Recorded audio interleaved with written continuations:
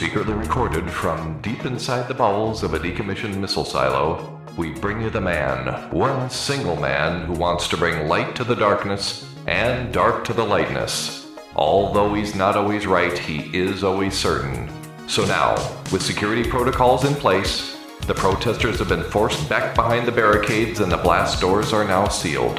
Without further delay, let me introduce you to the host of HuttCast, Mr. Tim Huttner.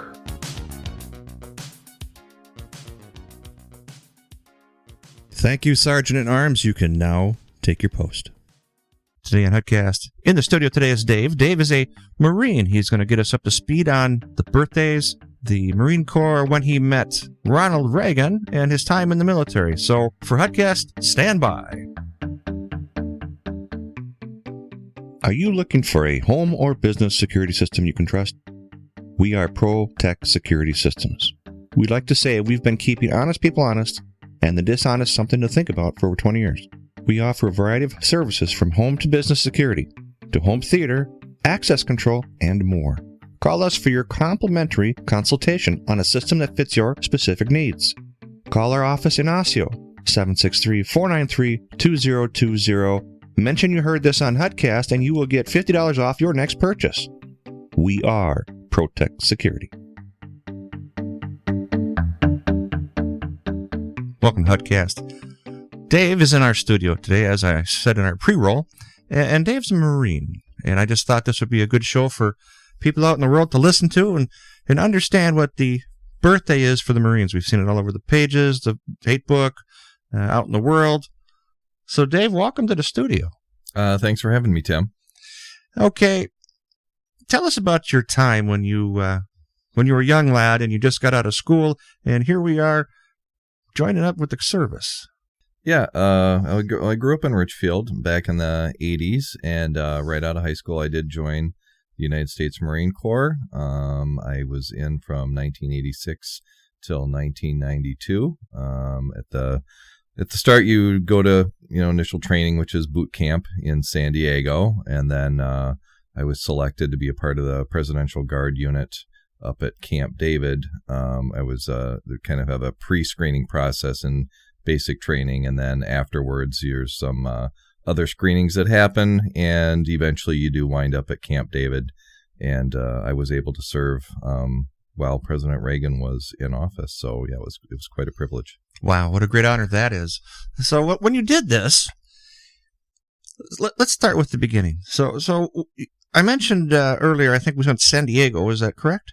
Yeah, the basic training facility is in San Diego, and it still is. It's been that way for many years. If you notice, if you ever watched the TV show Gomer Pyle, that I believe that was filmed on site there, and you see those old Quonset huts, and that's what it looked like back then. It's modernized, of course, today, and I'm sure it's modernized a lot from when I was when I joined back in 1986. But it's wonderfully warm and sunny in San Diego, so it's kind of a great place to have good weather and to be able to do your training without having snow and cold and things like that to make it even more miserable than it already is. Well, we're getting some snow up here in Minnesota today, and it is Sunday. Yeah. And I just look back and go, why are we doing this? Exactly. So San Diego sounds to be a good spot. Too bad it's Nancy Pelosi's state, and we would not go there anyway. So, all right. So with this, you joined the Corps in what year? 1986. And how long were you in basic? Basic training back then was a little over 11 weeks. 11 weeks. Now, during that training, did you have a path, or did you just kind of like jump in and say, okay, mold me? Yeah, no, they decide what the path is, and the path is to break you down, get rid of all your civilian habits, teach you all the history of the Marine Corps, and teach you basic infantry training and basic, first aid and close combat, rifle range, things like that. In the course of 11 weeks, they build you into a fighting unit. And so that's what it's like. You really come out of that experience different. So it's not for everybody, and not everybody's able to make it. We had, I believe, 60 people in our platoon when we started and graduated 52. So it wasn't a huge amount of loss, but, not everybody gets to make it. If it wasn't tough, it wouldn't be the Marine Corps. Right. If everybody could do it, they would, right? Yep. And how long were you in the Corps? 6 years. Where were you? What was your first deployment? Well, my first duty station was in Washington, D.C. at the Marine Barracks and 8th and I in Washington, D.C. That's a part of you're waiting to get your top secret security clearance to be able to go up to Camp David.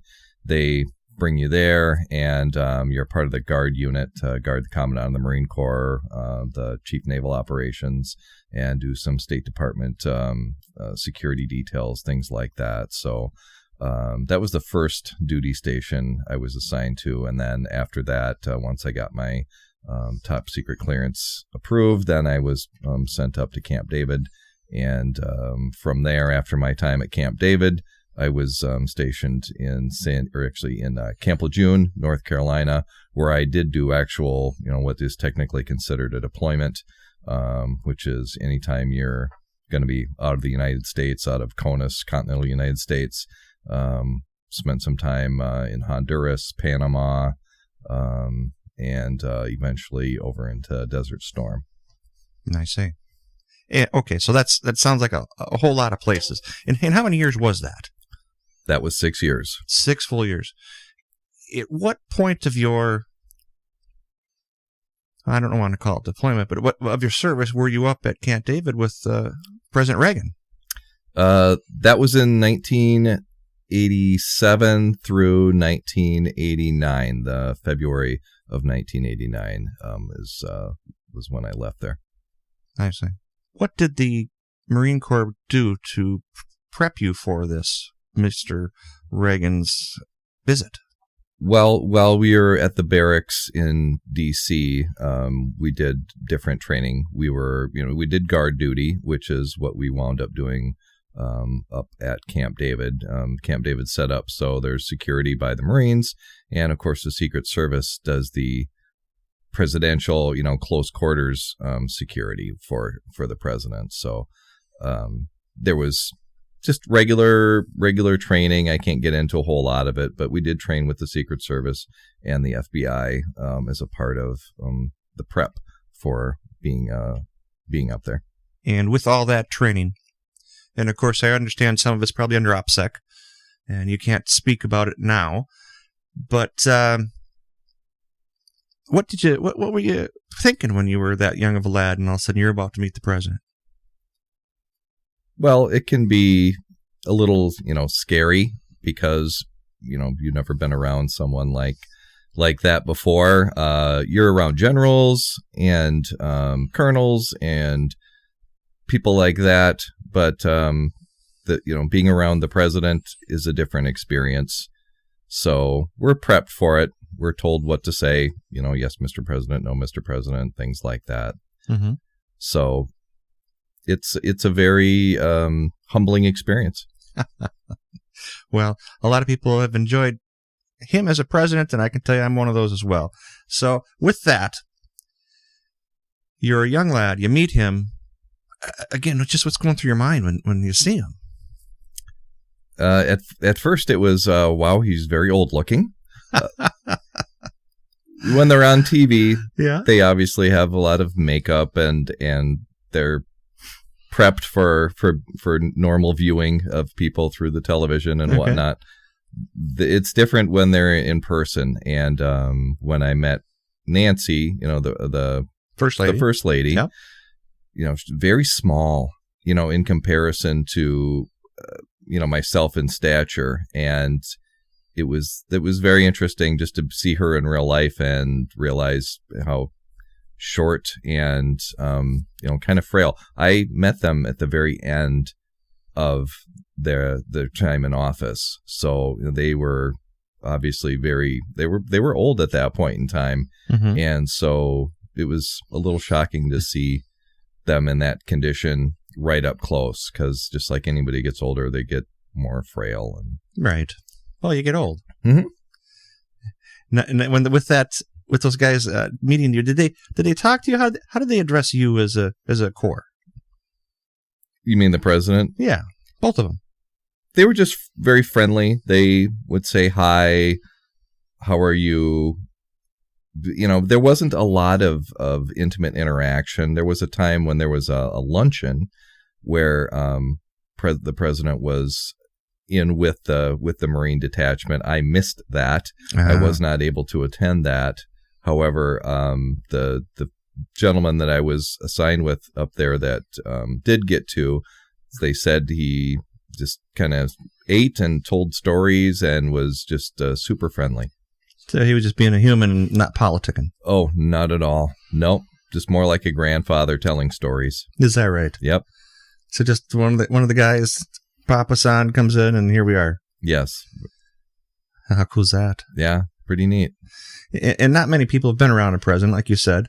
They don't understand. I don't understand. I haven't been around a president unless I get COVID and the state of Minnesota calls me and says, "Hey, who are you around?" I'm going to say Joe Biden. Doesn't surprise me. And Kamala Harris. Yeah, I've been around all these people, so you better check with them just to get the MPI all lit up on that. Mm-hmm. I would do that. Yeah, I know you would. I know. Okay. When you had the interaction with him, I saw you had a picture with him in the background, which was really cool. Yeah, you was a young Marine, and you have the Reagans there. What a great honor. And it doesn't sound like they were, they weren't treating you like a subordinate.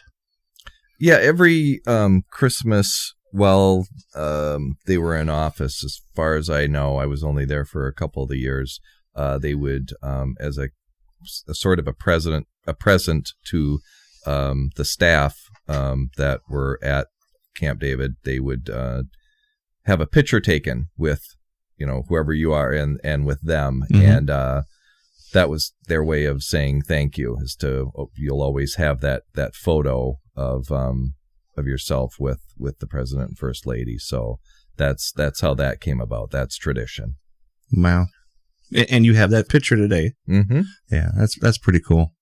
Revving this up, we're going to kick back to the beginning here and say, when you left basic and you left Camp David, what was your next spot?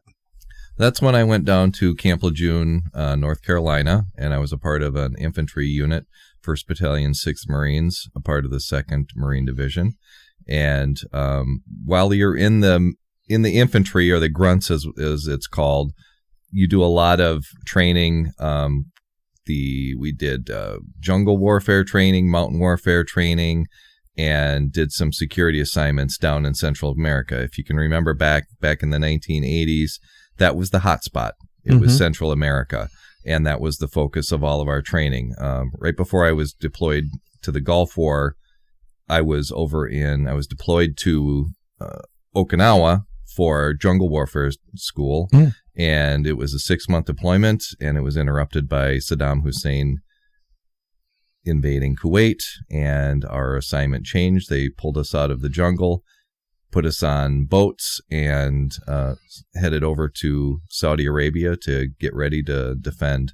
So that was the big change from jungle warfare focus to desert warfare.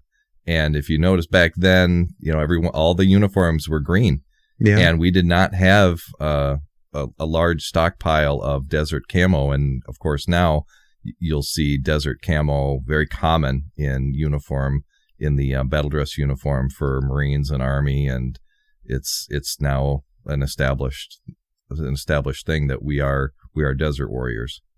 Wow. And you're right. I remember seeing a lot of green. You don't see green no more. Yeah, you'll see it in certain times, but there is a predominance now of desert battle dress uniforms. Okay, so you're in Desert Storm. Yes. Where'd you get on the plane at, or off the plane at? Well, we were on ships from Okinawa to Saudi Arabia. We made a pit stop in the Philippines, where I happened to run into a friend of mine from high school who was in the Navy. I was in the Philippines a total of 18 hours, and I ran into him while we were in the Philippines during that time. It was pretty wild. So from there, we landed in Saudi Arabia, it was about 110 degrees out. It was quite a shock as far as the dry heat. It was hot over in Okinawa. However, in Saudi Arabia, it was a different kind of a hot. And within a couple of days, our unit was sent out to the desert, and we established, basically a line in the sand, literally. And that's where we stayed the majority of our time. We did a few movements here and there. However, right up until the start of the war, we were pretty stationary and just did training and waited for the action to happen. I see. Were you part of the movement? Yes. What happened was the first day of the war started for the air war. And of course, we did several weeks of air bombardment. And so we'd hear the planes going over the top, and we never didn't hear the bombs hitting because we were far enough back that wasn't a thing. However, once we got up to the invasion day, it was very loud. It was very loud. We went right up to the border, right up to where they had the landmines and the fencing set up, and we broke through the breach. And our unit, along with some other units, made their way over the course of a couple of days to right outside of Kuwait City. How long were you there? From September till the end of April. So the war lasted 100 hours, and then we were there another month after the cessation of hostilities. 100 hours. Who was your the big CO? That was Schwarzkopf. Schwarzkopf. Yep. Is he still with us? No, he passed away a couple of years ago. He had, I can't remember what kind of cancer, but something. I believe it was cancer that got him. I could be wrong. Well, we got Colin Powell's gone. We got Schwarzkopf's gone. A lot of the great leaders of our time are now gone, aren't they? Yes, a lot of the Gulf War veteran top commanders, including the Commander-in-Chief, George Herbert Walker Bush, are all passed away now. All right. Tell me what goes on next. After I get back from the Gulf War, I get out. That's what happened. I decide this isn't the life for me, and I did my service, spent 6 years in, did my duty, and wanted to come back and do other things. So that's what I did. And some people stayed in, some people I know have completed their time and retired, did a full retirement after 20 plus years, and some just got out and they are doing, just becoming civilians and they're happy. What would you tell the kids? We're on military bases now, and we're still there. So someone was over in the Africa world, and we're still getting downloads from over there. So somebody's still listening over there. What would you tell these kids today, getting into the service and during the service and post-service? What do you got? What's advice from an old Marine? To put into it everything that you have. As long as you're going to do it, commit to it, and be the best you can be. Just going in and just getting by, not becoming physically fit, not studying the field manuals and the other areas of knowledge that you're given, and along with the discipline, things like that. That's you need to fully commit, and then things go well. Things go well for people that work hard, and it's no different from being in the military to civilian life. Work hard, and good things happen. Dave, is there anything else you want to add? We'll get this out on the wire ASAP. What do you got for us? That's it. Have a good evening.